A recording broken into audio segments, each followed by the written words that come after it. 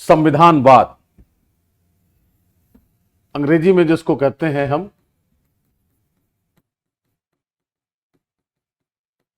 Constitutionalism. Constitutionalism या संविधानवाद में गौर करें शब्द पर, तो शब्द में यह जो प्रत्यय है वाद, और अंग्रेजी में है यह इज्म, इसका अर्थ होता है विचार, आइडिया या थॉट। तो जहां जहां वाद लिखा गया होगा उसका अर्थ ही होता है कोई ना कोई विचार है वह। जैसे सुना होगा उदारवाद, समाजवाद, प्रकारवाद, संरचनावाद। जहां जहां वाद शब्द प्रत्यय के रूप में किसी शब्द से जोड़ा गया है उसका तात्पर्य है विचार। तो संविधानवाद का अर्थ जो शाब्दिक अर्थ है वह संविधान से जुड़ने वाला कोई विचार है, ऐसा हम मान सकते हैं। अब संविधान से जुड़ने वाला विचार क्या होगा, तो उसके लिए हमें संविधान की परिभाषा पर एक बार फिर से गौर करने की जरूरत होगी, खास तौर से उस परिभाषा पर जो डायनेमिक है, जो डायनेमिक है उसकी परिभाषा।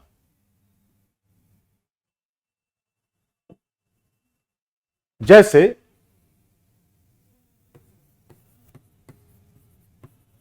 अगर हम संविधान को परिभाषित कर रहे हैं शक्ति संतुलक के रूप में,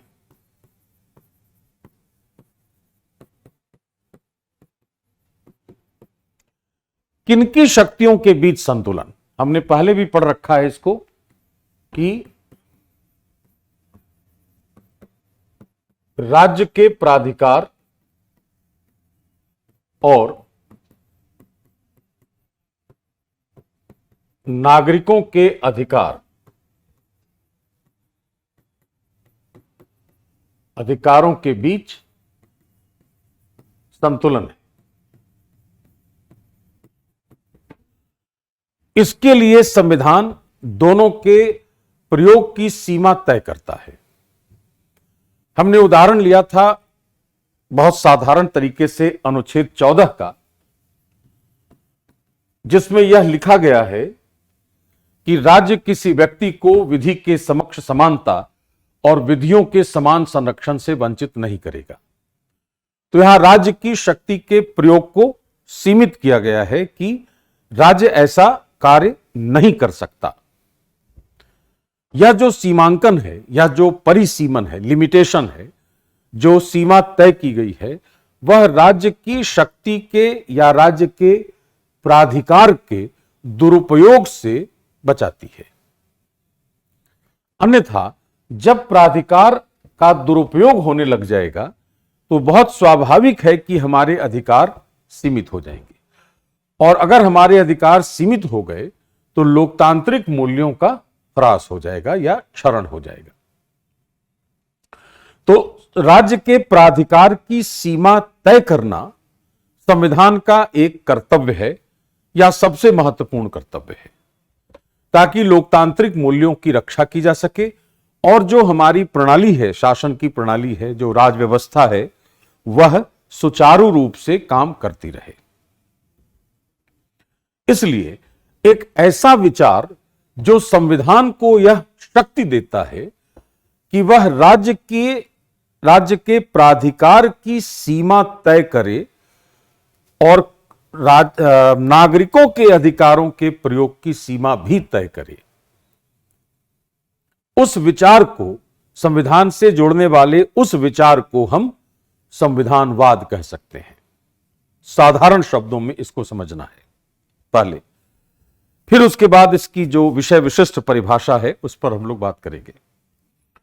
फिर से कहूं अगर कि संविधान से जोड़ने वाला वह विचार जो एक तरफ राज्य के प्राधिकार को सीमित करता है ताकि वह उसका दुरुपयोग नहीं कर सके, और दूसरी तरफ वो नागरिकों के अधिकारों के प्रयोग को भी सीमित करता है जिससे नागरिक भी अपने अधिकारों का दुरुपयोग नहीं कर सके।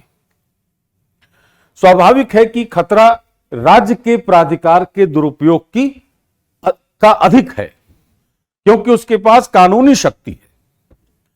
हम तो अधिकारों से अपनी मांग कर सकते हैं, लेकिन राज्य के पास चूंकि कानूनी शक्ति है, इसलिए उसके दुरुपयोग की आशंका तुलनात्मक रूप से अधिक है। इसलिए हालांकि यह राज्य और नागरिक दोनों की शक्तियों का परिसीमन करता है, लेकिन राज्य की शक्तियों को सीमित करना अपेक्षाकृत अधिक महत्वपूर्ण है, और ऐसे विचार को ही हम संविधानवाद की संज्ञा दे सकते हैं। तो उसी सिलसिले में अगर हम फिर से इस स्लाइड पर गौर करें कि भारत का जो संविधान है वह संविधानवाद के सिद्धांत पर आधारित है, जिसका अर्थ क्या होगा कि सरकार सीमित होनी चाहिए। सरकार के सीमित होने का अर्थ यह नहीं कि सरकार को काम करने से रोक दिया। सरकार के सीमित होने का अर्थ यह है कि उसके प्राधिकार का दुरुपयोग रोका जाए। दूसरा, राज्य की स्वेच्छाचारिता पर नियंत्रण लगाता है। यह राज्य अपनी इच्छा से हर कार्य करे, यह नहीं होने देगा। वह इसके बाद वही बात है, फिर राज्य के प्राधिकार का परिसीमन है, limitation on the authority of the state. Limited government, इसको अंग्रेजी में कहते हैं लिमिटेड गवर्नमेंट। और जॉन लॉक के राजनीतिक उदारवाद के विचार से प्रेरित है। यह जॉन लॉक को उदारवाद का जनक मानते हैं।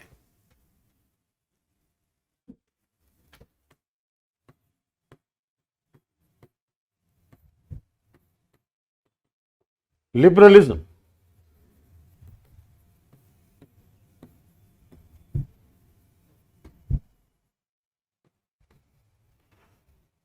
लिबरलिज्म का मतलब होता है प्राकृतिक रूप से जो मुझे स्वतंत्रता मिली है वह। अब प्रकृति ने मुझे स्वतंत्रता दी है तो प्रकृति ही उसको ले सकती है, कोई और नहीं ले सकता। इसलिए राज्य हो या कोई भी हो, अगर वह हमारी स्वतंत्रता के साथ कोई भी ऐसा व्यवहार करता है जिससे हमारी स्वतंत्रता बाधित होती हो, तो उस राज्य या उस व्यक्ति या उस संस्था की शक्ति के प्रयोग को रोका जाना चाहिए। फिर से कि यदि हम उदारवादी हैं, यदि उदारवाद का प्रचलन है, तो उदारवाद जो राजनीतिक उदारवाद है उसका अर्थ है कि स्वतंत्रता उसमें सबसे महत्वपूर्ण है। और स्वतंत्रता प्राकृतिक अधिकार है। इसलिए यदि प्रकृति से किसी व्यक्ति को स्वतंत्रता मिल रही है तो उस स्वतंत्रता को रोकने या छीनने का अधिकार केवल और केवल प्रकृति का है। कोई अन्य संस्था यह कार्य नहीं कर सकती। तो राज्य भी हमारी स्वतंत्रता को नहीं छीन सकता। लेकिन यदि राज्य अपने प्राधिकार का, अपनी शक्तियों का दुरुपयोग करने लग जाए तो हमारी स्वतंत्रता के छिन जाने का, उसके बाधित हो जाने का खतरा उत्पन्न हो जाता है। इसलिए उस राज्य की उन शक्तियों पर को सीमित करना अनिवार्य है। और यही विचार संविधानवाद है। इसलिए हमने कहा कि यह सीमित सरकार की अवधारणा है, उदारवादी सिद्धांत से प्रेरित है, क्योंकि हम स्वतंत्रता की रक्षा करते हैं। तो संविधानवाद पर आधारित है भारत का संविधान, अर्थात यहां सरकार की शक्तियां सीमित हैं और उसकी सीमा तय करने का जो उद्देश्य है वह नागरिकों के अधिकारों, जिसमें विशेषकर स्वतंत्रता है, का संरक्षण करना है। तो संविधानवाद एक ऐसी अवधारणा है जो सरकार को सीमित करती है, उसकी स्वेच्छाचारिता पर रोक लगाती है, उसके प्राधिकार का परिसीमन करती है, और चूंकि यह उदारवाद के सिद्धांत से प्रेरित है, अतः ऐसी सीमा लगाकर वह नागरिकों के अधिकारों, विशेषकर उनकी स्वतंत्रताओं के संरक्षण का कार्य भी करती है। यह संविधानवाद का मूल तत्व है।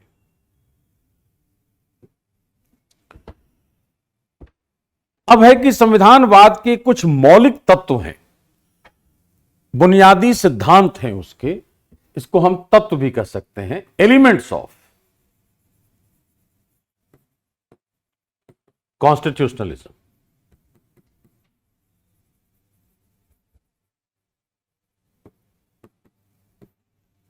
एलिमेंट्स ऑफ कॉन्स्टिट्यूशनलिज्म, तो चार स्तंभ हमें दिखाई दे रहे हैं। एक है कि विधिक सिद्धांत के रूप में सरकार की शक्तियों का सीमांकन, विधि का एक सिद्धांत है यह। संविधानवाद जो है वह विधि शास्त्र के तहत पढ़ा जाने वाला एक सिद्धांत भी है। राजनीतिक सिद्धांत तो है ही, पॉलिटिकल प्रिंसिपल तो है ही, विधि का एक सिद्धांत भी है। और विधि के सिद्धांत के तौर पर अगर इसका महत्व देखा जाए तो बात फिर वही आती है घूम फिरकर कि सरकार की शक्तियों की सीमा का कानून के जरिए यह निर्धारण करता है। दूसरा, नियंत्रण एवं समन्वय का समर्थन करता है यह, चेक एंड बैलेंस।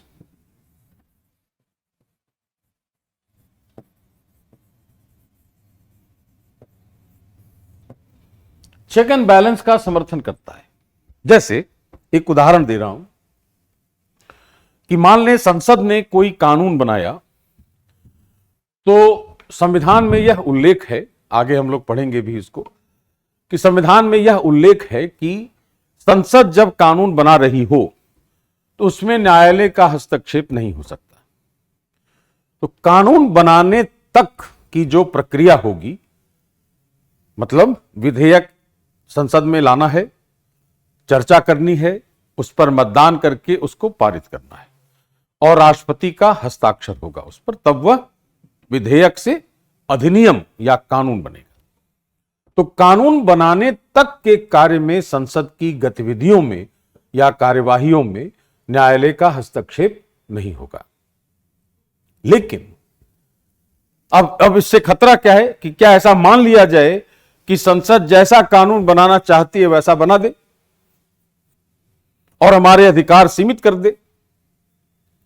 ऐसा नहीं कर सकती संसद। क्यों? क्योंकि कानून को हम न्यायालय में चुनौती दे सकते हैं, यह हमारे अधिकारों से असंगत है। तो संविधान में ही यह प्रावधान किया कर दिया गया कि राज्य ऐसी कोई विधि नहीं बनाएगा जो अधिकारों को छीनती हो या उनका अल्पीकरण करती हो। अनुच्छेद 13(2) में यह लिखा है,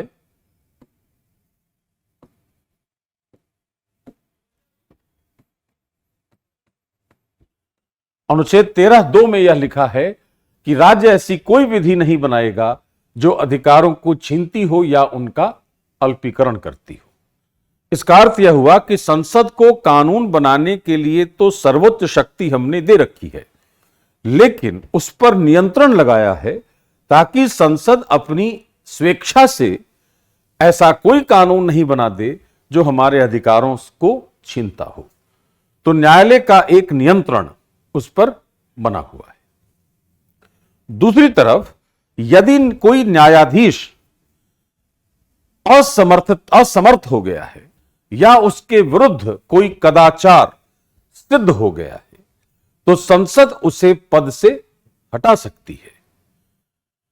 यह जो एक दूसरे पर नियंत्रण रखने की प्रक्रिया है, उसका उद्देश्य है कि ऐसी सभी संस्थाएं मिलकर इस रूप में कार्य करें कि जो संविधान ने लक्ष्य रखा है उस लक्ष्य की प्राप्ति हो जाए, जिसको मॉन्टेस्क्यू नामक विचारक ने कहा चेक एंड बैलेंस, जब उन्होंने शक्ति पृथकीकरण का सिद्धांत दिया था कि विधायिका, कार्यपालिका और न्यायपालिका के बीच शक्तियों का पृथकीकरण होना चाहिए, शक्तियां सबकी अलग अलग होनी चाहिए ताकि एक दूसरे के कार्यों में कोई हस्तक्षेप नहीं हो। लेकिन हस्तक्षेप रोकना केवल उद्देश्य नहीं है, हमारा उद्देश्य यह भी है कि तीनों के कार्य इतने समन्वित हों कि वो तीनों मिलकर संविधान के लक्ष्य की प्राप्ति कर सके। इसलिए चेक एंड बैलेंस या नियंत्रण और समन्वय की प्रणाली स्थापित की गई, भारत में भी और अन्य जगहों पर भी। तो संविधानवाद न केवल सरकार की शक्तियों को सीमित करता है, बल्कि यह एक प्रकार के नियंत्रण और समन्वय की जो प्रणाली काम कर रही है उसको समर्थन भी देता है। तीसरा है कि निर्णयन के लिए शक्तियों का हस्तांतरण करने में विश्वास करता है। यह एक व्यक्ति या एक संस्था के पास शक्तियां संकेंद्रित नहीं हैं, उनका हस्तांतरण है। अलग अलग स्तर पर अलग अलग संस्थाएं निर्णय लेती हैं। मंत्रिपरिषद किसी खास कार्य के लिए उत्तरदायी है, राष्ट्रपति किसी खास कार्य के लिए उत्तरदायी है, निर्वाचन आयोग अपने हिसाब से निर्णय लेगा, नियंत्रक महालेखा परीक्षक अपने तरीके से निर्णय लेगा, न्यायालय अपने तरीके से निर्णय लेगा, वित्त आयोग, ऐसे बहुत सारी संस्थाएं जो संविधान में भी हैं और कानूनों के जरिए भी जो बनाई गई हैं, उनको अलग अलग संस्थाओं को निर्णय लेने के लिए अलग अलग तरह की शक्तियां प्राप्त हैं ताकि किसी एक संस्था के पास शक्तियां संकेंद्रित नहीं हो। और विधियों के निर्वचन के लिए न्यायालय की शक्ति, अभी जो हम लोग बात कर रहे थे कि संसद यदि कानून बना देती है और न्यायालय को ऐसा लगता है कि यह कानून संविधान के किसी प्रावधान या नागरिकों के अधिकारों से असंगत है, तो वह कानून के उस भाग को शून्य घोषित कर सकता है, उसकी संवैधानिक वैधता का परीक्षण कर सकता है कि कोई कानून संविधान से कितना संगत है या कितना असंगत है। तो ये चार मौलिक तत्व हैं संविधानवाद के: शक्तियों का परिसीमन, नियंत्रण एवं समन्वय को समर्थन, विधियों के निर्वचन के लिए न्यायपालिका को शक्ति और अलग अलग संस्थाओं को निर्णय लेने के लिए दी जाने वाली शक्तियां। ये चार उसके मौलिक तत्व हैं। यह हो गया संविधानवाद के सिद्धांत कह लें या उसके मौलिक तत्व कह लें।